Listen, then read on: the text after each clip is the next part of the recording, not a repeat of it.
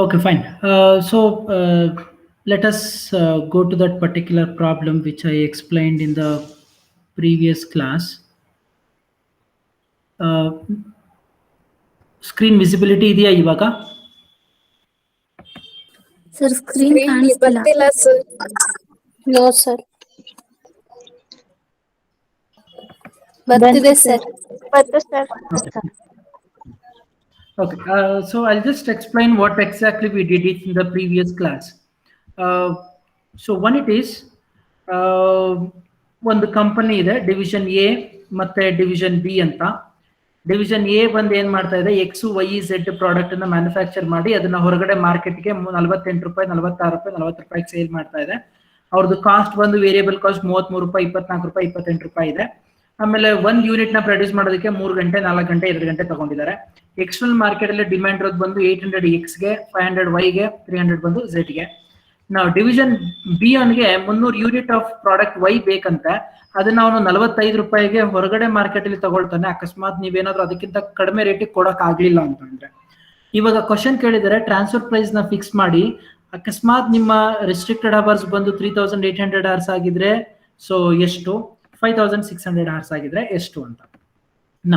So ನಾನು ಕಂಪ್ಯೂಟೇಷನ್ಗೆ ಹೋಗ್ಬಿಡ್ತೀನಿ direct ಆಗಿ, because I already explain it in the previous class. First and foremost thing we need to calculate the contribution based on that you need to allot a rank. ಹೆಂಗ್ allot ಮಾಡ್ತಿದ್ರಿ? So external market price ಅಥವಾ selling price 48, 46, 40, variable cost 33, 24, 28. So contribution per unit ಬಂದು ಎಷ್ಟಾಗುತ್ತೆ? 15, 22, 12 ಬರುತ್ತೆ. Per labour ಹಾರ್ contribution ಎಷ್ಟು ಬರುತ್ತೆ ಅಂತ ಅಂದ್ರೆ 3, 4, 2, 15/3, 5, 22 divided by 4, 5.5, 12 divided by 2, 6. Hope ನಾನು ಮಾತಾಡ್ತಿರೋದು ನಿಮಗೆ ಕೇಳಿಸ್ತಿದೆಯಲ್ಲ? ಓಕೆ. ಸೊ ಇದ್ರ ಪ್ರಕಾರ ನಾನು ರ್ಯಾಂಕ್ ನ ಅಲಾಟ್ ಮಾಡ್ತೀನಿ. ಸೊ ಹೈಯೆಸ್ಟ್ ರ್ಯಾಂಕ್ ಬಂದು ಯಾವ ಕಡೆಯಿಂದ ಹೈಯೆಸ್ಟ್ ಕಾಂಟ್ರಿಬ್ಯೂಷನ್ ಬರ್ತಾ ಇದೆ ಅವ್ರಿಗೆ ಏನ್ ಮಾಡ್ತೀನಿ ನಾನು ಫಸ್ಟ್ ರ್ಯಾಂಕು, ಅದಾದ್ಮೇಲೆ ವೈಗೆ ಸೆಕೆಂಡ್ ರ್ಯಾಂಕು, ಎಕ್ಸ್ ಗೆ third rank, because of highest contribution which you will going to get it from product Z. ಅದಾದ್ಮೇಲೆ ಪ್ರಾಡಕ್ಟ್ ವೈ, ಆಮೇಲೆ product X. So common sense division A ಇವಾಗ ಯೋಚನೆ ಮಾಡ್ಬೇಕಾಗಿರೋದು ಏನು ಅಂತ ಅಂದ್ರೆ, ಯಾವ್ದ್ರಿಂದ ಹೈಯೆಸ್ಟ್ ಕಾಂಟ್ರಿಬ್ಯೂಷನ್ ಬರುತ್ತೋ ಅದನ್ನ ಮೊದಲು ಏನ್ ಮಾಡ್ಬೇಕು, ಅವನು ಮ್ಯಾನುಫ್ಯಾಕ್ಚರ್ ಮಾಡ್ಬೇಕು. ಉಳಿದಿರೋ ಗಂಟೆಗಳಲ್ಲಿ ಏನ್ ಮಾಡ್ಬೇಕಾಗುತ್ತೆ ಅವನು, ಸೊ ಬೇರೆ ಪ್ರಾಡಕ್ಟ್ ನ ಮ್ಯಾನುಫ್ಯಾಕ್ಚರ್ ಮಾಡ್ಬೇಕು. ಸೊ ಅದರಿಂದ ನಾನು ಏನ್ ಮಾಡಿದೀನಿ, ಇಲ್ಲಿ ನಿಮ್ಗೆ ಕ್ಯಾಲ್ಕುಲೇಷನ್ ತೋರಿಸಿದೀನಿ. ಒಂದು ಫಸ್ಟ್ ಝೆಡ್ ನ ಮ್ಯಾನುಫ್ಯಾಕ್ಚರ್ ಮಾಡ್ತಾನೆ, 600 ಗಂಟೆ ತಗೊಂಡು, ಉಳ್ಕೊಂಡಿರೋದು 3200. ಆಮೇಲೆ ಪ್ರಾಡಕ್ಟ್ ವೈ ಮ್ಯಾನುಫ್ಯಾಕ್ಚರ್ ಮಾಡ್ತಾನೆ, ಟೋಟಲ್ ಅವನು ಬೇಕಾಗಿರೋದು 2000 ಗಂಟೆ, ಉಳ್ಕೊಂಡಿರೋದು 1200. So hours required to produce X ಬಂದು 2400, ಬಟ್ ಆದ್ರೆ ಅವ್ನಿಗೆ ಅವೈಲೇಬಲ್ ಇರೋದು 1200. ಅವ್ನು ಇವಾಗ ಯೋಚನೆ ಮಾಡ್ಬೇಕಾಗಿರೋದು ಏನು, 1200 ಗಂಟೆ ಇಟ್ಕೊಂಡು ನಾನು ಎಕ್ಸ್ ಪ್ರಾಡಕ್ಟ್ ನ ಮ್ಯಾನುಫ್ಯಾಕ್ಚರ್ ಮಾಡ್ಲಾ ಅಥವಾ ಹೊಸ ಆರ್ಡರ್ ಬಂದಿರೋ 300 ಯೂನಿಟ್ ನ ಪ್ರೊಡ್ಯೂಸ್ ಮಾಡ್ಲಾ ಅನ್ನೋದು. ಆಬ್ವಿಯಸ್ಲಿ ಅದನ್ನ ನಾವು ನಿನ್ನೆ ಡಿಸ್ಕಸ್ ಮಾಡ್ಬೇಕಾದಾಗ ಗೊತ್ತಾಯ್ತು ಏನಂತ. It is better the company should go for producing product Y, because compare to product X, product Y gives highest contribution ಅಂತ. ಇವಾಗ ನಾನೇನ್ ಮಾಡ್ಬೇಕು, ಕಾಂಟ್ರಿಬ್ಯೂಷನ್ ನ ಕ್ಯಾಲ್ಕುಲೇಟ್ ಮಾಡಬೇಕು. ಸೊ ಕಾಂಟ್ರಿಬ್ಯೂಷನ್ ನ ಕ್ಯಾಲ್ಕುಲೇಟ್ ಮಾಡಬೇಕಾದಾಗ, ಕಾಂಟ್ರಿಬ್ಯೂಷನ್ ಅಲ್ಲ, ಟ್ರಾನ್ಸ್ಫರ್ ಪ್ರೈಸ್ ನ ಕ್ಯಾಲ್ಕುಲೇಟ್ ಮಾಡಬೇಕು. ಟ್ರಾನ್ಸ್ಫರ್ ಪ್ರೈಸ್ ನ ಕ್ಯಾಲ್ಕುಲೇಟ್ ಮಾಡೋದಕ್ಕೆ ಸೊ ನಾನು ಏನ್ ತಗೊಳ್ಬೇಕು, ಒಂದು ವೇರಿಯಬಲ್ ಕಾಸ್ಟು ಎಷ್ಟು, 24 ರೂಪಾಯಿ, ಅದು ಆಲ್ರೆಡಿ ಕೊಟ್ಟಿದ್ದಾನೆ ಅವನು. ಸೊ ನೆಕ್ಸ್ಟ್ ಕಾಂಟ್ರಿಬ್ಯೂಷನ್ ಹೆಂಗ್ ತಗೊಳ್ಬೇಕು, ಬಿಕಾಸ್ ಯಾವ್ದ್ರಿಂದ ನೀವು ಕಳ್ಕೊಂಡು ಇನ್ನೊಂದು ಪ್ರಾಡಕ್ಟ್ ನ ಮ್ಯಾನುಫ್ಯಾಕ್ಚರ್ ಮಾಡ್ತಿದ್ರೆ ಅದ್ರಲ್ಲಿ ಕಳ್ಕೊಂಡಿರೋದು ಎಷ್ಟು ಅನ್ನೋದನ್ನ ನೋಡ್ಬಿಟ್ಟು ಸೊ ನೀವೇನ್ ಮಾಡ್ಬೇಕಾಗುತ್ತೆ, ಸೊ ನೀವು ಟ್ರಾನ್ಸ್ಫರ್ ಪ್ರೈಸ್ ನ ಸೆಟ್ ಮಾಡ್ಬೇಕಾಗತ್ತೆ ಅಥವಾ ಕಾಂಟ್ರಿಬ್ಯೂಷನ್ ಕ್ಯಾಲ್ಕುಲೇಟ್ ಮಾಡ್ಬೇಕಾಗತ್ತೆ. ಹೆಂಗ್ ಮಾಡ್ತೀರಾ, contribution lost by giving up production of X to the extent of 1200 hours. ಎಷ್ಟು ಅವರ್ಸ್ ನೀವು ಮ್ಯಾನುಫ್ಯಾಕ್ಚರ್ ಮಾಡ್ತಾ ಇಲ್ಲ ಎಕ್ಸ್ ಇಂದ, 1200 ಗಂಟೆ ನೀವೇನ್ ಮಾಡ್ತಾ ಇಲ್ಲ, ಮ್ಯಾನುಫ್ಯಾಕ್ಚರ್ ಮಾಡ್ತಾ ಇಲ್ಲ ಯಾವ್ದನ್ನ, ಎಕ್ಸ್ ಅನ್ನೋ ಪ್ರಾಡಕ್ಟ್ ನ. ಅದರಿಂದ ಬರ್ಬೇಕಾಗಿರೋ ಕಾಂಟ್ರಿಬ್ಯೂಷನ್ ನ ಇಟ್ಕೊಂಡು ಏನ್ ಮಾಡ್ಬೇಕು, ನೀವು ಇಲ್ಲಿ ಟ್ರಾನ್ಸ್ಫರ್ ಪ್ರೈಸ್ ನ ಸೆಟ್ ಮಾಡ್ಬೇಕು. ನಾವು 1 ಗಂಟೆಗೆ ನಾನು ಎಷ್ಟಪ್ಪ ಕಾಂಟ್ರಿಬ್ಯೂಷನ್ ರಿಕವರಿ ಆಗುತ್ತೆ ಅಂತ ಹೇಳಿದೆ, ಎಕ್ಸ್ ಇಂದ 5 ರೂಪಾಯಿ. ಸೊ ಟೋಟಲ್ ಎಷ್ಟು ಗಂಟೆ ಸ್ಯಾಕ್ರಿಫೈಸ್ ಮಾಡ್ತಾ ಇರೋದು ಅವರು, 1200 ಗಂಟೆ. ಸೊ ಟೋಟಲಿ 1200 ಇಂಟು 5 ಅಂತಂದ್ರೆ ಟೋಟಲಿ 6000 ಗಂಟೆ ಅವರು ಸ್ಯಾಕ್ರಿಫೈಸ್ ಮಾಡ್ತಾ ಇದ್ದಾರೆ. ಅಂದ್ರೆ ಅವರು ಎಕ್ಸ್ ಪ್ರಾಡಕ್ಟ್ ನ ಪ್ರೊಡ್ಯೂಸ್ ಮಾಡ್ತಾ ಇಲ್ಲ. ಸೊ ಅದರಿಂದ ಅದ್ರ ಬದಲು ವೈ ಪ್ರಾಡಕ್ಟ್ ಮುಖಾಂತರ ನಾನು ಏನ್ ಮಾಡ್ತೀನಿ, ರಿಕವರಿ ಮಾಡ್ಕೊಳ್ತೀನಿ. ಸೊ ಅಲ್ಲಿಗೆ 6000 ಡಿವೈಡ್ ಬೈ 300 ಯೂನಿಟ್ಸ್ ಮಾಡ್ತೀನಿ. ಸೊ ಅಲ್ಲಿಗೆ ನಿಮ್ಮ ಕಾಂಟ್ರಿಬ್ಯೂಷನ್ ಎಷ್ಟು ರಿಕವರಿ ಮಾಡ್ಕೊಳ್ತೀರಾ? ಸೊ 20 rupees ರಿಕವರಿ ಮಾಡ್ಕೊಳ್ತೀರಾ. ಸೊ ಅಲ್ಲಿಗೆ ನಿಮ್ಮ ಟ್ರಾನ್ಸ್ಫರ್ ಪ್ರೈಸ್ ಎಷ್ಟಾಗುತ್ತೆ? 44 rupees ಆಗುತ್ತೆ. Is this clear? Yes, sir. Yes, sir. Yes, sir. Okay, I'll go to the next option now. This is what the option number which we did it now. So I'll go to option number 2. Option 2 ಏನಪ್ಪ ಹೇಳಿದಾನೆ?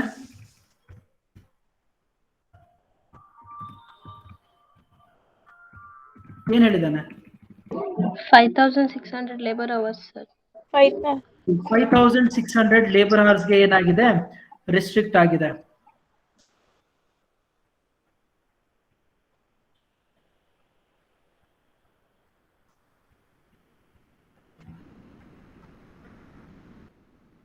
Now,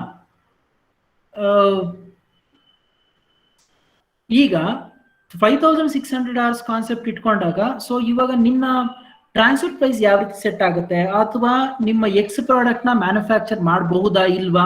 so ಈ ಒಂದು concept ನ ಇವಾಗ ಏನ್ ಮಾಡ್ಬೇಕಾಗತ್ತೆ? ನಾವು decide ಮಾಡ್ಬೇಕಾಗತ್ತೆ.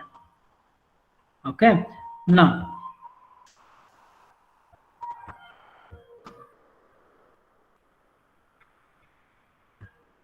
ಸೇಮ್ ಫಾರ್ಮೆಟ್ ನಾನು ಹಾಕೊಳ್ತೀನಿ. ಒಂದು ಪ್ರಾಡಕ್ಟ್ ಯಾವ್ದನ್ನ ಮ್ಯಾನುಫ್ಯಾಕ್ಚರ್ ಮಾಡ್ತಾ ಇದ್ದೀನಿ ಅಂತ, number of units, hours required,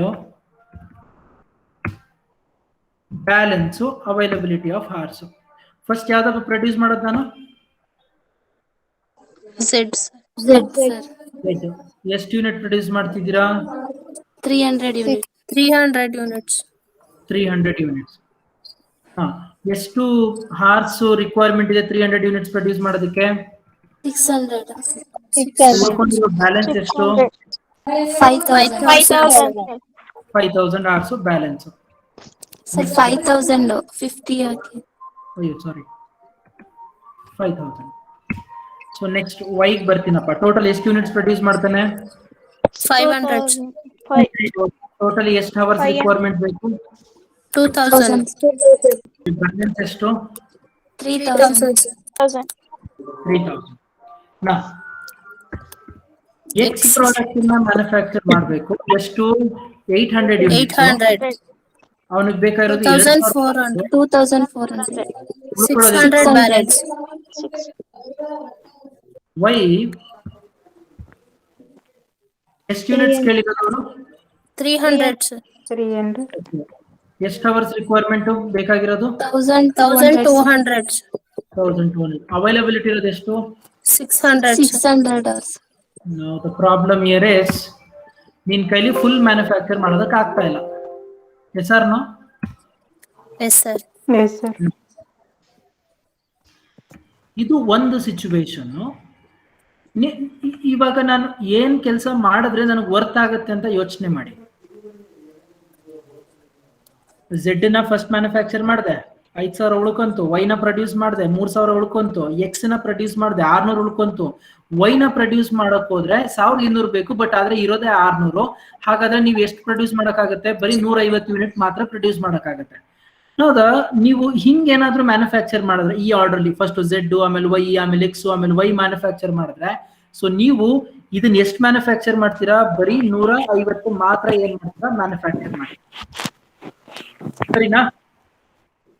Yes, sir. ನಾನು ಇವಾಗ ಇನ್ನೊಂದು ಸಿಚುವೇಶನ್ ತೋರಿಸ್ತೀನಿ ನೋಡಿ. ಝೆಡ್ ನ ಮ್ಯಾನುಫ್ಯಾಕ್ಚರ್ ಮಾಡ್ತೀನಿ 600 ಗಂಟೆ, ಉಳ್ಕೊಂಡೋದು 5,000. ಆಮೇಲೆ ವೈ ನ ಮ್ಯಾನುಫ್ಯಾಕ್ಚರ್ ಮಾಡ್ತೀನಿ 500 ಗಂಟೆ, 2,000, ಉಳ್ಕೊಳ್ಳೋದು 3,000. ಈಗ ಏನ್ ಮಾಡ್ತೀನಿ ಗೊತ್ತಾ? ನಾನು ಮತ್ತೆ ವೈ ನ ಮ್ಯಾನುಫ್ಯಾಕ್ಚರ್ ಮಾಡ್ತೀನಿ. ವೈ ನ ಎಷ್ಟಪ್ಪ ಬೇಕು? 300 ಯೂನಿಟ್. ಎಷ್ಟು ಟೋಟಲ್ ಕವರ್ಸ್ ಬೇಕಾಗಿರೋದು? 1,200. ಸೊ ಉಳ್ಕೊಳ್ಳೋದು ಎಷ್ಟಾಗತ್ತೆ? ಇನ್ನ 1,800. 1,800. ಈಗ ಎಕ್ಸ್ ನ ಪ್ರೊಡ್ಯೂಸ್ ಮಾಡ್ತೀನಿ. ಈಗ 1,800 ಅಲ್ಲಿ ಎಷ್ಟು ಎಕ್ಸ್ ಪ್ರೊಡ್ಯೂಸ್ ಮಾಡ್ಬೋದಪ್ಪ ನಾನು?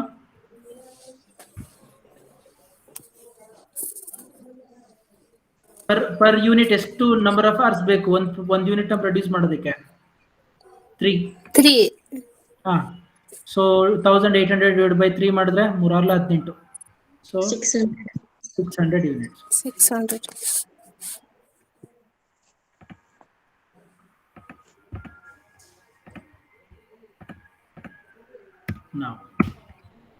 ಈಗ ನಾನು ಕೇಳ್ತಿರೋದು whether will work out with this option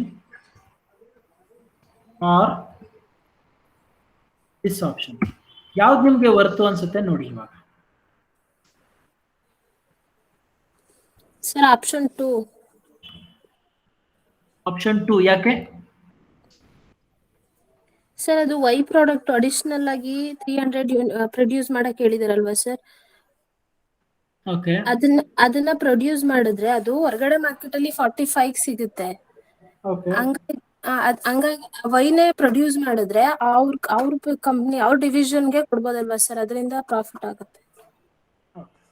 ಈಗ ನೀವು ಈ ತರ ಮಾಡೋದ್ರಿಂದ ನಿಮ್ಗೆ ಎಕ್ಸ್ ಪ್ರಾಡಕ್ಟ್ ಇಂದ ಎಷ್ಟು ಕಳ್ಕೊಂಡಂಗಾಗುತ್ತೆ? 800 ಮಾಡ್ಬೇಕಿತ್ತು, 600 ಮಾಡ್ತೀವಿ. 800 ಮಾಡ್ಬೇಕಾಗಿತ್ತು, ಸೊ 600. ಸೊ ಹಾಗಾದ್ರೆ ಉಳ್ಕೊಳ್ಳೋದು ಇನ್ನ ಎಷ್ಟು ಯೂನಿಟ್ಸ್? 200. ಇದಕ್ಕೆ ಬೇಕಾಗಿರೋ ನಂಬರ್ ಆಫ್ ಅವರ್ಸ್ ಎಷ್ಟು? 600 hours. 600. Fine? Yes sir. Okay.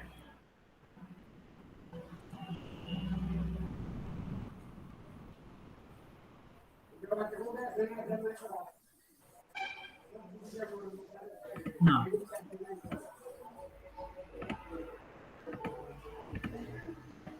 So ಹಿಂಗ್ ಮಾಡಿದಾಗ ಏನಾಗುತ್ತೆ ನಿಮ್ಗೆ ಅಂತ ಅಂದ್ರೆ, ವೈಗೆ ಫಸ್ಟ್ ಪ್ರಿಫರೆನ್ಸ್ ಕೊಟ್ಟಿದ್ ಯಾಕೆ? ಬಿಕಾಸ್ ನನಗೆ ಅಲ್ಲಿ ಕಾಂಟ್ರಿಬ್ಯೂಷನ್ ಏನಾಗುತ್ತೆ ಸ್ವಲ್ಪ ಜಾಸ್ತಿ ಬರುತ್ತೆ ನನಗೆ.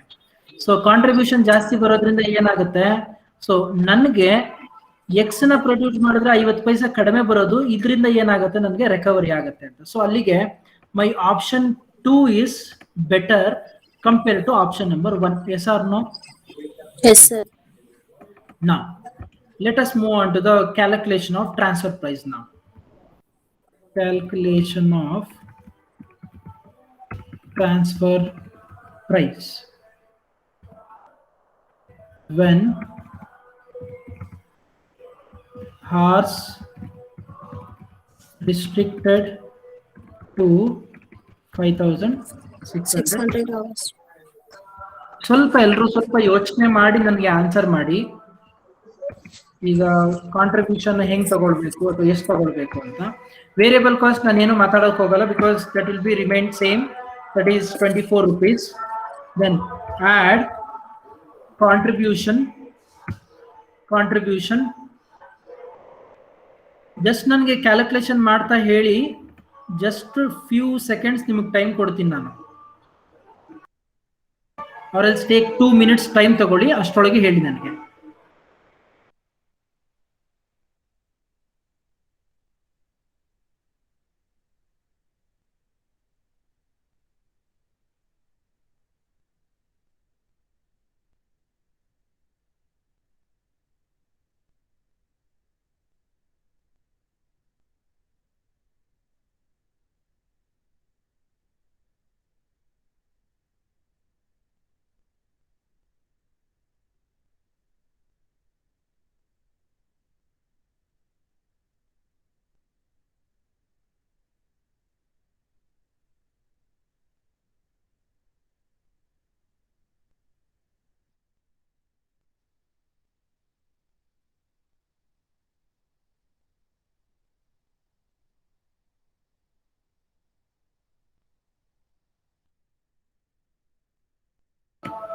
ಗೊತ್ತಾಯ್ತಾ?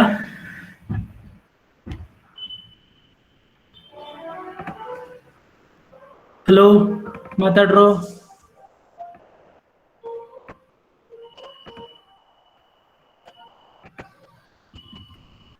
ಕಾಣಿಸ್ತಾ ಇದೆ screen?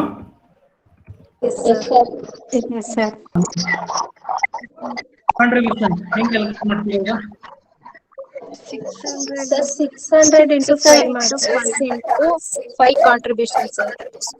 5 into 5 into 5 5 contribution. rupees. 3,000 ಆಗುತ್ತೆ. 3,000 ಬರ್ತದೆ. 3,000 divided by 300 by is 100. ಎಷ್ಟು ಬರುತ್ತೆ? 10. 10. Transfer price 34. 34.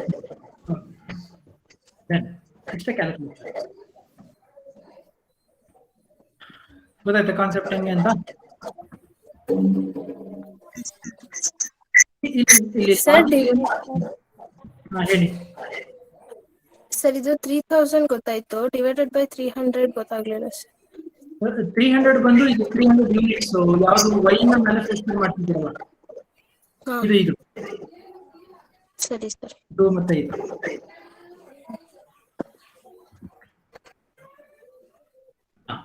ಸೊ ಹೀಗೆ ಏನ್ ಮಾಡ್ತೀರಾ ನೀವು ಟ್ರಾನ್ಸ್ಫರ್ ಪ್ರೈಸ್ ಕ್ಯಾಲ್ಕುಲೇಟ್ ಮಾಡ್ತಾ ಹೋಗ್ತೀವಿ.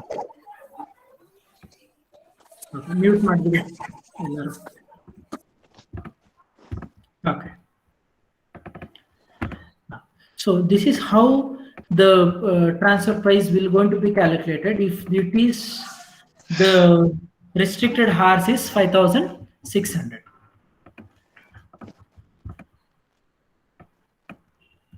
ಒಟ್ಟಲ್ಲಿ ನಾನು ಇಲ್ಲಿ ಎರಡು ಜಾಗದಲ್ಲೂ ಏನ್ ಮಾಡಿದೆ ಅಂದ್ರೆ just a minute, I'll just minimize it.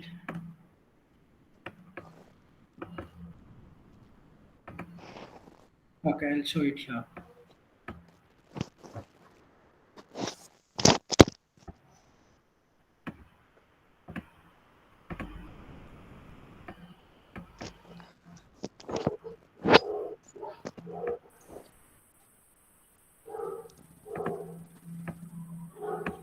So ಎರಡು ಜಾಗದಲ್ಲಿ ಒಂದು ಯೂನಿಕ್ ಏನು ಸರ್ ಅಂತ ಅಂದ್ರೆ ದ ಯೂನಿಕ್ನೆಸ್ ಇಸ್ ಇಲ್ಲಿ ಆಪರ್ಚುನಿಟಿ ಕಾಸ್ಟ್ ನ ಏನ್ ಮಾಡಿದೀನಿ ನಾನು ಕ್ಯಾಲ್ಕುಲೇಟ್ ಮಾಡಿದೀನಿ. ಆಪರ್ಚುನಿಟಿ ಕಾಸ್ಟ್ ಅಂತ ಅಂದ್ರೆ ಏನು? ಸೊ ಯಾವುದೋ ಒಂದ್ರಿಂದ ನೀವು ಕಳ್ಕೊಳ್ಳೋ ಅಂತದ್ನ ಇನ್ನೊಂದ್ರಿಂದ ಪಡ್ಕೊಳ್ಳೋ ಅಂತದ್ದು, that is what we called as opportunity cost. Hope ನಿಮ್ಗೆ ಇದು ಎರಡು ಕ್ಯಾಲ್ಕುಲೇಷನ್ ಕಾಣಿಸ್ತಾ ಇದೆಯಾ?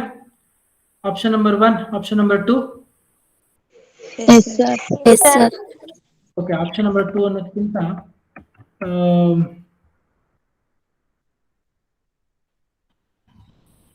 Alternative 2, alternative 1. ಸೊ ಎರಡರಲ್ಲೂ ಸಹ ಯೂನಿಕ್ನೆಸ್ ಏನು ಅಂತ ಅಂದ್ರೆ, ಸೊ ನಾನ್ ಮಾಡಿರೋದು ಏನು ಅಂತ ಅಂದ್ರೆ ಕಾಂಟ್ರಿಬ್ಯೂಷನ್ ಲಾಸ್ಟ್, ನಾನು ಈಗ ಸೇಮ್ ಮೀನಿಂಗ್ ನೇ ಹಾಕ್ತೀನಿ ನಾನು ಇಲ್ಲೂ, because of your better understanding goskara. Contribution lost by giving up of production of x to the extent of how many hours illi? 600 hours. 600. Now so ನಾನು ಏನ್ ಮಾಡಿದೆ ಇಲ್ಲಿ ನೂ ಸಹ ನಾನು ಏನ್ ಮಾಡಿದ್ದೀನಿ ಸ್ಯಾಕ್ರಿಫೈಸ್ ಮಾಡಿದ್ದೀನಿ, ಇಲ್ಲೂ ಸಹ ನಾನು ಏನ್ ಮಾಡಿದ್ದೀನಿ ಸ್ಯಾಕ್ರಿಫೈಸ್ ಮಾಡಿದ್ದೀನಿ. ಸೊ ಸ್ಯಾಕ್ರಿಫೈಸ್ ಮಾಡಿ ನಾನು ಏನ್ ಮಾಡ್ತಾ ಇದ್ದೀನಿ, ಎಕ್ಸ್ ಇಂದ ಏನ್ ಕಳ್ಕೊಳ್ತೀನೋ ಅದನ್ನ ವೈ ಇಂದ ಪಡ್ಕೊಳ್ತಾ ಇದ್ದೀನಿ. ಎಕ್ಸ್ ಇಂದ ನಾನು ಕಳ್ಕೊಳ್ತಿದ್ದೆಷ್ಟು 5 ರೂಪಾಯಿ 1200 ಗಂಟೆಗೆ 6,000 ರೂಪಾಯಿ ಕಳ್ಕೊಳ್ತಾ ಇದ್ದೆ. ಈಗ ಅದೇ 6,000 ರೂಪಾಯಿನ ಯಾವ್ದ್ರ ಮುಖಾಂತರ ವೈನ ಪ್ರೊಡ್ಯೂಸ್ ಮಾಡೋದ್ರ ಮುಖಾಂತರ ತಗೊಳ್ತೀನಿ. ಹಿಂಗೆ ಒಂದ್ ಯೂನಿಟ್ಗೆ 20 ರೂಪಾಯಿ ಹಂಗೆ ಕಾಂಟ್ರಿಬ್ಯೂಷನ್ ಹಾಕ್ತೀನಿ. ಅದೇ ಇಲ್ಲೇನಾಗುತ್ತೆ, ಬಿಕಾಸ್ ಇಲ್ಲಿ ನಂಬರ್ ಆಫ್ ಹಾರ್ಸ್ ರಿಸ್ಟ್ರಿಕ್ಷನ್ ಜಾಸ್ತಿ ಇದೆ. ಇಲ್ಲಿ ಅಲ್ಲಿ ಬರೀ 3,800 ಇತ್ತು, ಇಲ್ಲೇನಾಗಿದೆ 5,600 ಇದೆ. ಸೊ ಏನ್ ಮಾಡ್ತೀನಿ ನಾನಿಲ್ಲಿ, ಇಲ್ಲಿ ನನಗೆ 1,200 ಗಂಟೆ ನಾನು ಸ್ಯಾಕ್ರಿಫೈಸ್ ಮಾಡಿದ್ದು, ಇಲ್ಲಿ ನಾನು ಸ್ಯಾಕ್ರಿಫೈಸ್ ಮಾಡೋದೆಷ್ಟು 600 ಗಂಟೆ ಸ್ಯಾಕ್ರಿಫೈಸ್ ಮಾಡ್ತೀನಿ. ಸೊ ಅಂದ್ರೆ 1 ಗಂಟೆಗೆ 5 ರೂಪಾಯಿ ನಾನು ಏನ್ ಮಾಡ್ತೀನಿ ಕಾಂಟ್ರಿಬ್ಯೂಷನ್ ಕಳ್ಕೊಳ್ತಾ ಇದ್ದೀನಿ, ಯಾವ್ದ್ರಿಂದ ಎಕ್ಸ್ ನ ಪ್ರೊಡ್ಯೂಸ್ ಮಾಡ್ದೇನೆ ಇರೋದ್ರಿಂದ. ಸೊ ಟೋಟಲಿ ನಾನು ಕಳ್ಕೊಳ್ಳೋ ಕಾಂಟ್ರಿಬ್ಯೂಷನ್ ಎಷ್ಟು 3,000 ಕಳ್ಕೊಳ್ತೀನಿ. ಆ 3,000ನ ಯಾವ್ದ್ರಿಂದ ರಿಕವರಿ ಮಾಡ್ತೀನಿ, ಈ 300 ಯೂನಿಟ್ ಇಂದ ಏನ್ ಮಾಡ್ತೀನಿ ನಾನು ರಿಕವರಿ ಮಾಡ್ಕೊಳ್ತೀನಿ. ಸೊ ರಿಕವರಿ ಮಾಡ್ಕೊಂಡ್ರೆ ಸೊ ನಾನು ಪರ್ ಯೂನಿಟ್ ಎಷ್ಟು ಫಿಕ್ಸ್ ಮಾಡ್ತೀನಿ, ಇಲ್ಲಿ 10 ರೂಪಾಯಿ ಫಿಕ್ಸ್ ಮಾಡ್ತೀನಿ ನಾವು. ಸೊ ಅಲ್ಲಿಗೆ ನನ್ನ ಟ್ರಾನ್ಸ್ಫರ್ ಪ್ರೈಸ್ ಇಲ್ಲೆಷ್ಟಾಗುತ್ತೆ 34 ಆಗುತ್ತೆ, ಇಲ್ಲೆಷ್ಟಾಗುತ್ತೆ 44 ಆಗುತ್ತೆ. ನಾವು ಇದು ಎರಡೂ ನೋಡಿದ್ರು ಸಹ ಆಬ್ವಿಯಸ್ಲಿ ಈ ಡಿವಿಷನ್ ಬಿ ಅನ್ನೋನ್ ಏನ್ ಮಾಡ್ತಾನೆ, ಡಿವಿಷನ್ ಎ ಹತ್ರದಿಂದಾನೆ ಪರ್ಚೇಸ್ ಮಾಡ್ತಾನೆ. ಬಿಕಾಸ್ ಹೊರಗಡೆ ಮಾರ್ಕೆಟ್ ಅಲ್ಲಿ ಅವನಿಗೆ ಸಿಕ್ತಿದ್ದು ಎಷ್ಟಕ್ಕಪ್ಪ 45 ರೂಪೀಸ್ಗೆ ಸಿಗ್ತಾ ಇದ್ದಿತ್ತು. ಬಟ್ ಆದ್ರೆ ನನಗೆ ಇಲ್ಲಿ 44 ರೂಪಾಯಿ 34 ರೂಪಾಯಿಗೆ ಸಿಗ್ತಾ ಇದೆ. ಸೊ ಅದರಿಂದ so I don't have any problem so to select or to take the product from what you called from division A. So division A ಇಂದ ನಾನು ಪರ್ಚೇಸ್ ಮಾಡೋದಕ್ಕೆ ನನ್ನ ಹತ್ರ ಯಾವುದೇ ರೀತಿ ಪ್ರಾಬ್ಲಮ್ ಇಲ್ಲ, ಬಿಕಾಸ್ ನಾನು 3800 ರಿಸ್ಟ್ರಿಕ್ಷನ್ ಇದ್ದಾಗ ನನಗೆ ₹1 ಸೇವ್ ಆಗುತ್ತೆ. ಅದೇ ಇವ್ರ ಹತ್ರ 5600 hours ರಿಸ್ಟ್ರಿಕ್ಷನ್ಸ್ ಇದ್ದಾಗ ನನಗೆ ಆಲ್ಮೋಸ್ಟ್ ₹11 ಏನೋ ಸೇವ್ ಆಗುತ್ತೆ. 34 11 45 ಓಕೆ, ₹11 ಏನಾಗುತ್ತೆ, ಸೊ ಸೇವ್ ಆಗುತ್ತೆ. ಸೊ ಆಫ್ ಕೋರ್ಸ್ ನಾನು ಏನ್ ಮಾಡ್ತೀನಿ, instead of going to outside market, so the division B will going to purchase the Y product from division A. Is this clear?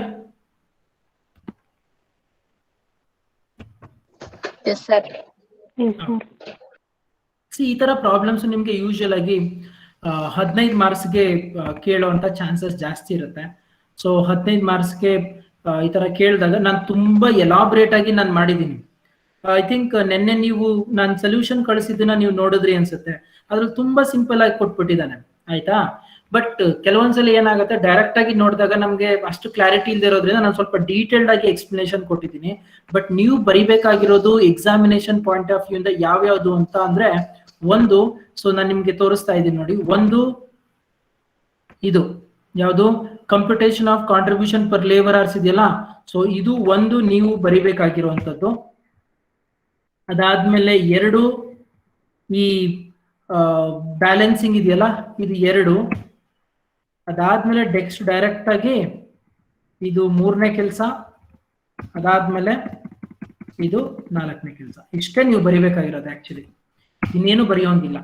But ನಾನು ನಿಮ್ಗೆಲ್ಲರಿಗೂ ಸ್ವಲ್ಪ detailed ಆಗಿ ನೀಟಾಗಿ ಅರ್ಥ ಆಗ್ಲಿ ಅನ್ನೋದಕ್ಕೋಸ್ಕರ ನಾನು ಏನ್ ಮಾಡಿದ್ದು, ನಾನು ಸ್ವಲ್ಪ ತುಂಬಾ ಡೀಟೇಲ್ಡ್ ಆಗಿ ನಾನು ಏನ್ ಮಾಡಿದ್ದೀನಿ ಮಾತಾಡಿದ್ದೀನಿ ಅಷ್ಟೇ. ಓಕೆನಾ? Okay, sir. Okay, sir. Screen ಕಾಣಿಸ್ತಾ ಇದೆಯಲ್ಲ ಇನ್ನ? Yes, sir. Yes, sir. Yes, sir. Okay, I'll stop sharing the screen now. Okay. Now, so ಅಲ್ಲಿಗೆ ಏನು ಅಂತ ಅಂದ್ರೆ ನಿಮ್ಗೆ ಟ್ರಾನ್ಸ್ಫರ್ ಪ್ರೈಸ್ ನ ಕ್ಯಾಲ್ಕುಲೇಟ್ ಮಾಡೋ ಉದ್ದೇಶ ನಾನು ಹೊರಗಡೆ ಮಾರ್ಕೆಟಿಗೆ ಹೋಗಿ ನಾನೇನೋ ಪ್ರಾಫಿಟ್ ಮಾಡ್ತೀನಿ ಅನ್ನೋ ಉದ್ದೇಶ ಅಲ್ಲ. ನಾನು ಟ್ರಾನ್ಸ್ಫರ್ ಪ್ರೈಸ್ ನ ಸೆಟ್ ಮಾಡುವಂತ ಉದ್ದೇಶ ಓನ್ಲಿ ಥಿಂಗ್ ಇಸ್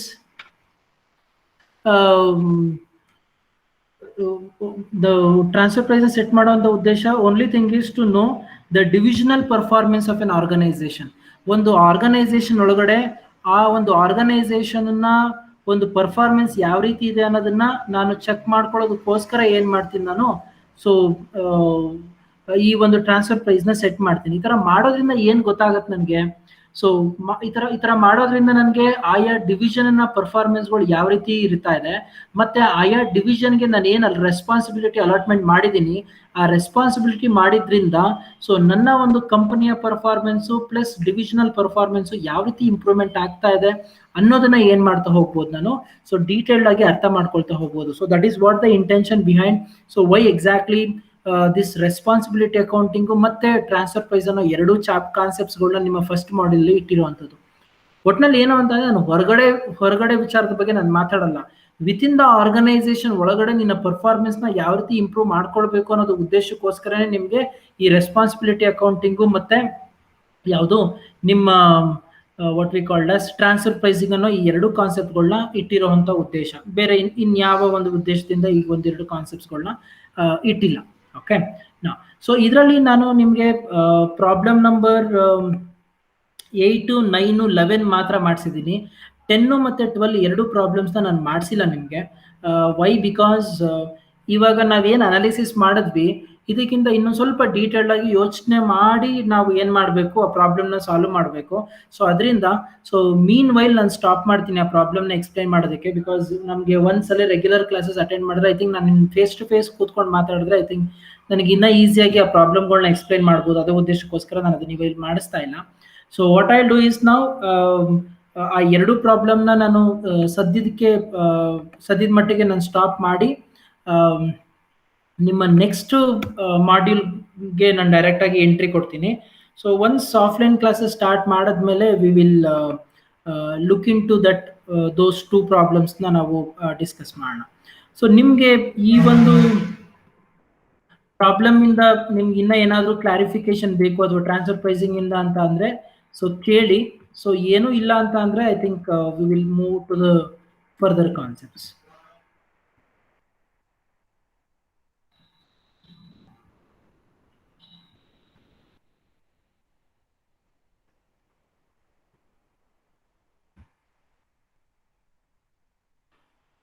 ಏನು ಡೌಟ್ ಇಲ್ಲ?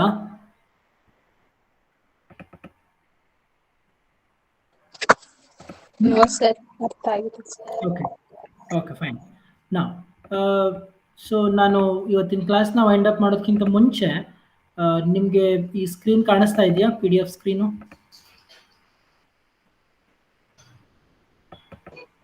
Yes, sir. ಯೂನಿಟ್ ನಂಬರ್ 1 ಅಲ್ಲಿ ನಿಮಗೆ ರೆಸ್ಪಾನ್ಸಿಬಿಲಿಟಿ ಅಕೌಂಟಿಂಗ್ ಸಂಬಂಧಪಟ್ಟಂಗೆ, ಟ್ರಾನ್ಸ್ಫರ್ ಪ್ರೈಸಿಂಗ್ ಸಂಬಂಧಪಟ್ಟಂಗೆ ಮಾತಾಡಿದ್ದೀನಿ. ಸೊ ನಾನು ಯೂನಿಟ್ ನಂಬರ್ 2 ಬಂದು which is related to marginal costing. I think ಇದನ್ನ ನೀವು ಆಲ್ರೆಡಿ ಓದಿದ್ದೀರಾ. ಸೊ ಇಲ್ಲಿ ನಿಮ್ಮ ಡಿಗ್ರಿಲಿ ಓದಿದ್ದೀರಾ ಆಲ್ರೆಡಿ ನೀವು. ಬಟ್ ಆದ್ರೆ ಇಲ್ಲಿ ನೀವು ಓದುವಂತ ಕಾನ್ಸೆಪ್ಟ್ ಬಂದು it is regarding the applications. So applications ಯಾವ್ಯಾವ್ದು ಮಾರ್ಜಿನಲ್ ಕಾಸ್ಟಿಂಗ್, ಯಾವ್ಯಾವ ಸಂದರ್ಭದಲ್ಲಿ ಮಾರ್ಜಿನಲ್ ಕಾಸ್ಟಿಂಗ್ ನ ಅಡಾಪ್ಟ್ ಮಾಡ್ಕೊಳ್ತಾರೆ. ಸೊ ಇದರಲ್ಲಿ ಬರುವಂತ ಅಪ್ಲಿಕೇಶನ್ಸ್ಗಳು ಮುಖಾಂತರ ಯಾವ ರೀತಿ ಕಂಪ್ನಿ ಡಿಸಿಷನ್ಸ್ಗಳನ್ನ ತಗೊಳ್ತಾರೆ. ಸೊ ಈ ಒಂದು ವಿಚಾರಗಳನ್ನ ಏನ್ ಮಾಡ್ತೀವಿ ನಾವು ಈ ಒಂದು ಚಾಪ್ಟರ್ ಅಲ್ಲಿ ಡಿಸ್ಕಸ್ ಮಾಡ್ತಾ ಹೋಗ್ತೀವಿ. ನನ್ನ next class that is what when it is on Friday. So Friday ಕ್ಲಾಸ್ಗೆ ನೀವು ಅಟೆಂಡ್ ಮಾಡೋಕ್ಕಿಂತ ಮುಂಚೆ ಸೊ ನೀವು ಮಾಡ್ಬೇಕಾಗಿರೋ ಕೆಲಸ ಈ ಮಾರ್ಜಿನಲ್ ಕಾಸ್ಟಿಂಗು ಮತ್ತೆ ಬ್ರೇಕ್ ಈವನ್ ಅನಾಲಿಸಿಸ್ ಇದು ಎರಡು ಕಾನ್ಸೆಪ್ಟ್ಗಳ ಬಗ್ಗೆ ಸೊ ನೀಟಾಗಿ ಓದ್ಕೊಂಡು ಬಂದಿರಬೇಕು. ಸೊ ನೀಟಾಗಿ ಅರ್ಥ ಮಾಡ್ಕೊಂಡು ಬಂದಿದ್ರೆ ಸೊ ನಾನು ಫರ್ದರ್ ಎಕ್ಸ್ಪ್ಲೈನ್ ಮಾಡ್ತೀನಿ. ಸೊ ಬೇರೆ ಇನ್ಯಾವ ವಿಚಾರಗಳನ್ನ ನೀವು ತಿಳ್ಕೊಳ್ಬೇಕು ಮತ್ತೆ ಏನೇನು ಈ ಒಂದು ಮಾರ್ಜಿನಲ್ ಕಾಸ್ಟಿಂಗ್ ಟೆಕ್ನಿಕ್ಸ್ಗಳಿದಾವೆ ಅದ್ರ ಮುಖಾಂತರ ಯಾವ ರೀತಿ ಕಂಪನಿ ಡಿಸಿಷನ್ಸ್ಗಳನ್ನ ತಗೊಳ್ತಾರೆ ಅಂತ ನಾನು ಫರ್ದರ್ ಕ್ಲಾಸಲ್ಲಿ ಎಕ್ಸ್ಪ್ಲೈನ್ ಮಾಡ್ತೀನಿ. But meanwhile so before getting to my next class you should understand these two terminologies. One it is marginal costing, another one is break even analysis. Okay. So ಇವತ್ತಿನ ಕ್ಲಾಸ್ನ assignment ಏನು ಅಂತಂದ್ರೆ so ನಾನು ನಿಮಗೆ ಯಾವುದದು ಈ problem ನಾನು ಏನು ಮಾಡಿಸಿದ್ನಲ್ಲ ನಾನು 1 2 3 4 ಅಂತ ಏನೇನು ತೋರಿಸಿದೆ ಸೊ ಅದನ್ನ ಮಾತ್ರ ನೀಟಾಗಿ ಬರೆದು ಅಸೈನ್ಮೆಂಟನ್ನು ಸಬ್ಮಿಟ್ ಮಾಡಬೇಕು. May be by evening today by 6 o'clock I think you need to submit the assignment. Clear? Sir, 5,600 units ಮಾತ್ರ. Okay, sir.